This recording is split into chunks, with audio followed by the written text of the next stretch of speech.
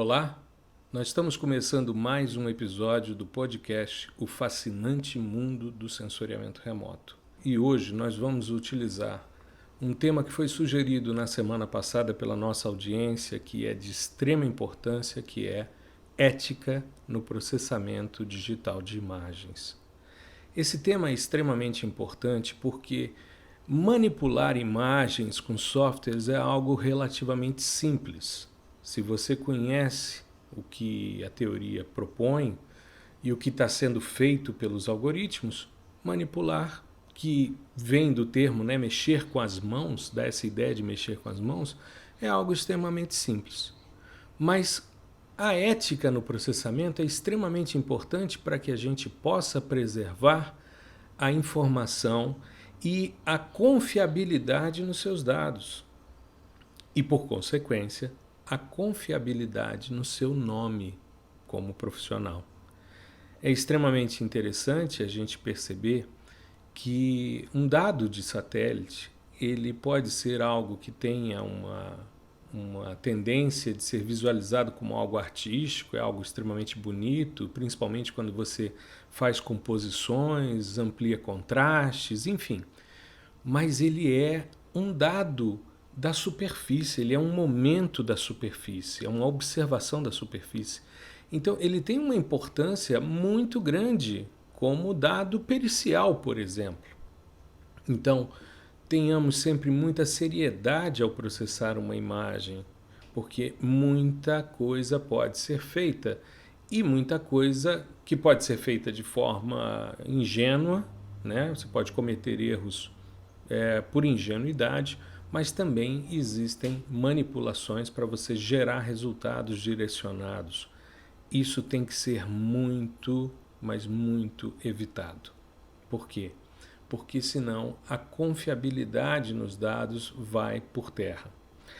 Eu acho que é extremamente interessante a gente explicar um pouquinho para a nossa audiência sobre essa questão dos dados de sensoriamento remoto como dados periciais. E para isso eu vou contar uma pequena historinha que eu vivi alguns anos atrás. Um amigo que trabalha junto ao Ministério Público, enfim, local e federal, ele trabalha como perito, né? Ele é perito criminal, e nessa época ele me procurou para a gente fazer um estudo porque uma pessoa estava sendo acusada, acho que pelo Ministério Público, de ter desmatado a reserva legal de sua propriedade. Né? Para quem não é da área, a reserva legal é uma área uma área mínima que você averba em cartório, o polígono dela, e aquela área é preservada sem desmatamento. É uma área que, dependendo do bioma em que você está, é um percentual da sua área, isso varia, né, de região para região, mas ela é extremamente importante de ser preservada. E se você desmata uma reserva legal que foi averbada em cartório, você está em maus lençóis. Muito bem. E esse colega me procurou para a gente fazer um trabalho pericial nesse sentido. O primeiro passo que nós fizemos foi pegar uma imagem de satélite da área. E depois fizemos a superposição dos polígonos que estavam averbados em cartório. E como era uma imagem de menos de 10 dias, a aquisição tinha sido muito recente, era uma imagem recente, a reserva do cara estava lá. A vegetação estava lá, a gente fez um cálculo de atividade fotossintética para mostrar que ela era vegetada, que ela estava ativa, funcionando bonitinho. E depois que havia sido feita a vistoria em campo pelos agentes pelos os peritos lá que o Ministério Público havia solicitado. E aí nós fomos jogar os pontos de GPS que estavam no laudo na imagem de satélite. E quando nós fizemos isso, nós percebemos a propriedade estava numa margem de um rio e os caras tinham feito a vistoria na outra margem de um rio, numa área que tinha sido realmente desmatada. Então nós plotamos, colocamos esses pontos sobre a imagem e fizemos um laudo e entregamos ao juiz. E o cara foi inocentado dessa questão. O juiz não questionou a origem dos dados, por quê? porque imagem de satélite é prova pericial, é prova judicial. Você pode fazer um laudo utilizando imagens. Vocês puderam ver a polêmica que ocorreu no ano de 2019 com relação aos dados do INPE de desmatamento. Isso denota como esses dados podem gerar resultados que podem ser questionados ou não, mas eles têm uma acurácia, eles têm toda uma geometria de aquisição, eles têm toda uma precisão cartográfica, uma precisão de escala, que se for feito dentro dos padrões corretos, é uma prova irrecusável, né? Então é extremamente importante a gente ter seriedade ao processar esse dado. Imagine se a gente de alguma forma leviana faz o trabalho. Isso esbarra, por exemplo, numa responsabilização judicial, né, penal. Então eu acho que é extremamente importante. Quando eu vi nos stories do Instagram essa sugestão que me foi feita, eu fiquei assim encantado, porque eu já vinha pensando em falar sobre essas questões, porque isso é um ponto que a gente bate logo no início de todo e qualquer curso na graduação. Tenha muita seriedade ao executar as suas atividades profissionais. Você demora muito tempo para construir um nome, mas você detona esse nome rapidinho. O meu nome é muito pequeno. Se você for olhar as pessoas que estão nas redes sociais, eu não tenho 2.000 seguidores hoje, né? Claro que venho crescendo com um ritmo muito acelerado. Eu tinha 700 há menos de um ano atrás, né? E cheguei agora a 1.800 no Instagram. Então, a responsabilidade do que eu posto, do que eu coloco nas redes sociais com relação ao sensoriamento remoto é muito grande. Então, a gente tem que ter essa visão, esse controle em termos de análise. Lembra, manipular é mexer com as mãos. Então, como você está num ambiente computacional com uma matriz, o céu é o limite. Agora, depende do que você vai fazer, qual é a sua intenção, o que está por trás. Mexer demais no dado pode gerar incoerência, pode gerar erro, inconsistência na análise. Então, tenha muito claro desde o início do seu projeto o que você vai fazer. Eu queria falar um pouquinho também sobre incoerências de resultados por manipulação. E eu queria citar 2 exemplos que eu vivi como professor, avaliando trabalhos de conclusão, né, nos mais diversos níveis. Eu me recordo uma vez, há alguns anos atrás, eu fui convidado para uma banca de TCC num curso de engenharia ambiental. Eu fazia parte do quadro, fui como examinador interno, né? E quando os indivíduos projetaram as imagens na parede, na tela, eles estavam fazendo uma análise multitemporal aqui de evolução do uso e ocupação do Distrito Federal, que começava na década de 50 e até os anos 2000, que foi um trabalho feito por uma empresa aqui do Distrito Federal para a Unesco. E eu vi que de um ano para o outro tinha surgido vegetação arbórea. De uma data para outra tinha surgido vegetação arbórea numa área que estava em franca expansão urbana. Eu falei com os caras, vem cá, você não acha que é estranho você ter esses tipos de áreas, esses polígonos aparecendo, surgindo vegetação do nada, sendo que não houve um projeto de revegetação, não houve um abandono? Por exemplo, na Mata Atlântica, a gente tem visto no Map Biomas, os dados do Map Biomas têm mostrado recuperação da vegetação. A partir do momento em que foi desmatado e foi abandonado, a vegetação vem se recompondo. É claro que com uma diversidade menor e tal, mas enfim, está acontecendo, e a Fundação SOS Mata Atlântica e o Map Biomas divulgaram isso recentemente.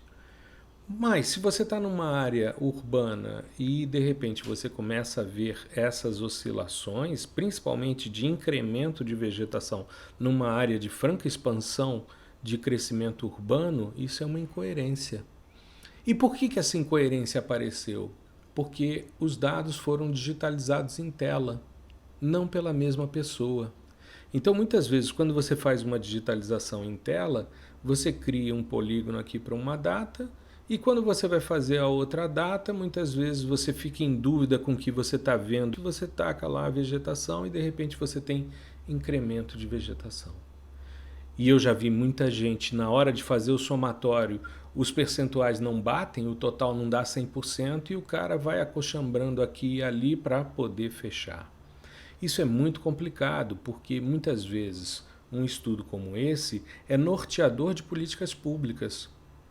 Então, se você está inventando dado, você está induzindo ao tomador de decisão um direcionamento que é equivocado. Então, a gente tem que ter isso muito claro.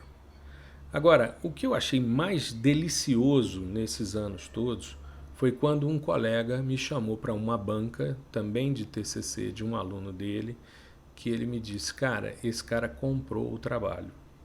Eu falei, não é possível. Ele disse, primeiro ele começou o semestre comigo, desapareceu e de repente ele chegou com um trabalho pronto. E eu queria ver se a gente de alguma forma pegava algum indício de que esse trabalho não foi feito por ele para a gente criticá-lo nesse sentido, porque o que ele está cometendo é um crime, né? Se você compra um trabalho de conclusão de curso e vai se graduar com isso, isso é um crime. Falei, tá bom, então vamos estudar com afinco os dados. E o que ele fazia? Ele fazia uma discussão sobre o aumento da vegetação em volta de um reservatório de água, surgimento de macrófitas, plantas invasoras e tal, e ele fazia fotografias de campo para mostrar o que estava aparecendo na imagem. Muito bem. Quando eu peguei uma cena, uma dessas fotografias, e ela tinha sido posicionada no trabalho de forma equivocada. Você tinha uma lâmina d'água, que normalmente é horizontal, e a vegetação ela crescia perpendicular a essa lâmina d'água. Só que ele não percebeu isso, ou na hora de formatar ele não se tocou, e a informação estava invertida em 90 graus. Então a água estava em pé e a vegetação deitada. E aí ele fez o slide mostrando a figura dessa forma e tal. E quando nós fomos para a sabatina, eu disse a ele, eu gostaria que você voltasse naquele slide e me explicasse como você obteve essa imagem.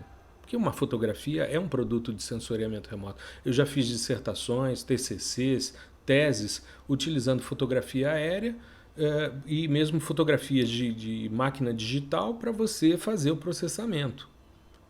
O drone é isso, né? Você sobe um drone com uma câmera, você está obtendo uma imagem e está processando. É o mesmo processo. Você pode fazer isso com um celular, né? Aí eu pedi a ele que me explicasse. E ele ficou enrolando. Eu não disse o defeito da imagem. E aí ele foi tentando me convencer que tirou a foto assim, assado, que ele estava posicionado de tal maneira.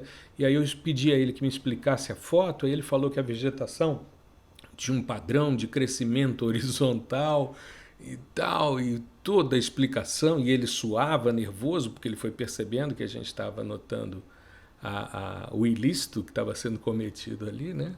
E é uma situação interessante, porque o cara vai ficando nervoso, começa a suar e tal, e você tranquilo, sereno, perguntando, aí para fechar a jogada, assim, dar o checkmate, eu perguntei, por que a água está em pé? Aí ele não teve como explicar. Ele disse, não, a água não está em pé. Eu falei, tá sim. Aí fui para a tela, mostrei, olha aqui, ó, olha as marcas de vento na água aparecendo, tá vendo e tal. Isso tá assim porque não foi você que fez. Aí ele não teve como esconder mais, aí assumiu que tinha realmente comprado, aí chorou, disse que tinha problemas familiares e tal, e um monte de desculpas e tal, mas é a questão da ética, né? Ou seja, o cara já começa a vida profissional dele tentando dar o tombo numa banca. Para que isso? Eu acho que toda vez que a gente vai para uma banca, a gente tem que aproveitar tudo de bom que tem no trabalho que foi feito, mas desde que o trabalho tenha sido feito pelo cara. Se ele tivesse tido todos os problemas, todas as dificuldades, tivesse apresentado um trabalho muito aquém daquilo que ele estava apresentando, mas que ele tivesse feito, nós teríamos compreensão a respeito disso, né? Eu jamais reprovaria um trabalho por mais simples que fosse, com todo um histórico, mas com honestidade, com seriedade, né? Então isso para mim é ponto pacífico, tá certo?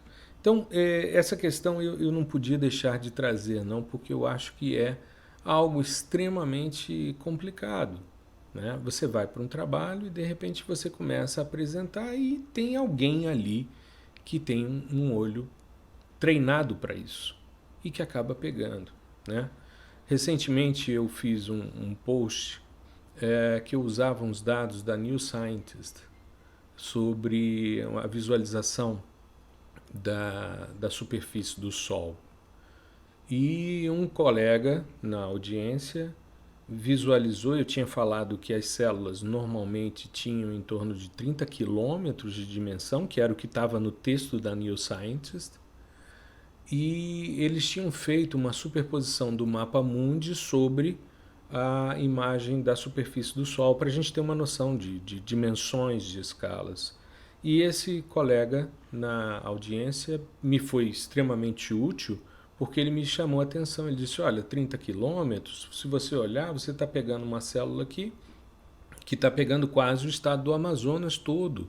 Então é muito mais do que isso. Essa relação de escala deve estar errada. Eu falei, perfeito. Eu não tinha me tocado que isso poderia ter acontecido, né? Em função da agilidade, eu peguei o dado e postei, né? Citando a fonte. Não era um trabalho meu, eu estava citando um outro trabalho. E promovi o post. E quando o post está sendo promovido, ou seja, quando você está fazendo uma divulgação paga, né, por esse post, você não pode editá-lo.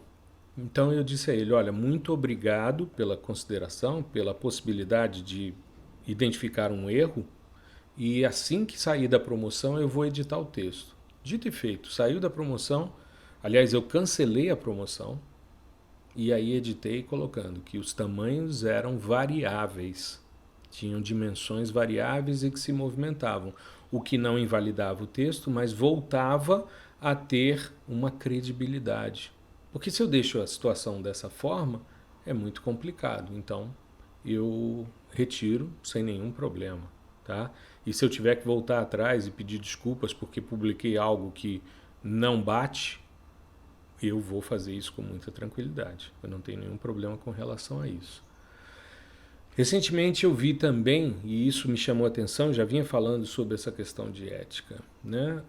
Foram divulgados um conjunto de dados, né, numa plataforma digital como sendo um atlas sobre a possibilidade da utilização de determinados dados. E aí, para poder publicar nas minhas redes sociais, nos meus perfis, eu fui atrás da fonte. Isso é uma coisa que eu sempre faço. Eu fui atrás da fonte. Quando eu fui atrás da fonte, eu descobri que o dado que tinha sido disponibilizado para aquele conjunto de sistemas sensores eram outros, eram mais simples, não eram análises por continente, mas sim perfis. Aí eu fiz a postagem discutindo os perfis, discutindo o que efetivamente aconteceu e não divulguei os mapas que a publicação havia feito. E era extremamente interessante, porque era toda uma discussão sobre a visualização de modelos digitais de elevação utilizando laser orbital, o que é extremamente interessante, o que tem uma aplicação muito grande. Mas o que foi divulgado foram alguns perfis em determinadas áreas do planeta e não um conjunto de dados muito grande. Eu não sei qual é a fonte, não encontrei a fonte daqueles mapas, então não divulguei. Eu acho que a gente tem que ter isso muito claro para a gente poder fazer o nosso trabalho. Buscar sempre a fonte, saber se aquele dado é correto, se ele foi processado direitinho. Se você descobrir posteriormente um erro, não tenha receio de divulgar. Quando a pessoa me alertou para o problema de escala com os dados da superfície do Sol, daquele observatório que mostrou imagens com mais alta resolução das células de plasma, eu não tive nenhum problema de tirar o post da promoção e corrigir a informação. Lembra, resultado é sempre importante de ser divulgado. E aí eu queria fechar o nosso podcast de hoje com uma discussão que eu acho extremamente importante. Normalmente, a gente encontra resultados exitosos em todos os trabalhos acadêmicos que são feitos. Quem é da área acadêmica sabe que é raríssimo você encontrar alguém divulgando aquilo que deu errado. Eu sempre digo aos meus estudantes, publique também as coisas que deram errado. Não omita os erros. Por quê? Porque você minimiza o trabalho de quem virá depois de você. Se você tiver tranquilidade para entender que erro também é resultado, que uma análise não satisfatória também é um resultado, e é um resultado extremamente útil, ao divulgá-lo, quem virá depois de você vai olhar e dizer, bom, o professor Batista divulgou que de repente, fazendo dessa maneira, a coisa não dá certo.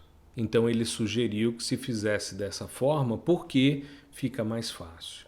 Se a gente só mostra resultados exitosos, toda a estratégia que foi feita antes fica escondida. E aí aqueles que vêm depois de você vão testar essas coisas e vão dar com os burros na água novamente. Assim como você deu. Só que você não teve hombridade ou tranquilidade para divulgar isso. Entenda, resultado é para ser divulgado mesmo quando não dá certo. Se você fez, se você gastou tempo, divulgue, discuta, reflita o porquê que não deu certo e contribua para o avanço da ciência mostrando também as coisas que não deram certo. Não são só os resultados exitosos que devem ser divulgados. Tá legal? Bom, eu espero que você tenha aproveitado. Aguardo suas manifestações, suas considerações, sugestões de temas, tá? Como foi feito para esse podcast. Se a gente não abre uma caixa para as pessoas divulgarem aquilo que elas gostariam de ouvir, e se vocês não se manifestam, muitas vezes as ideias vão, ficando mais dentro de uma perspectiva mais rasa. Mas um tema como esse, que foi proposto na semana passada pela audiência, é extremamente importante. Eu agradeço em muito a quem me sugeriu esse tema. Eu discuti isso com os meus alunos no chat online que fizemos na segunda-feira, os alunos do curso Processamento de Imagens de Satélites por meio de softwares livres. A cada 15 dias a gente tem um encontro virtual num chat online, e eu disse a eles, semana que vem o podcast é sobre ética no processamento digital de imagens. Aí eles todos, fantástico, importante, muito legal, vai por aí. E eles também me trazem muitas ideias do que a gente vai discutir aqui, tá bom? Então, agradeço pela sugestão, um grande abraço, uma boa semana, tudo de bom.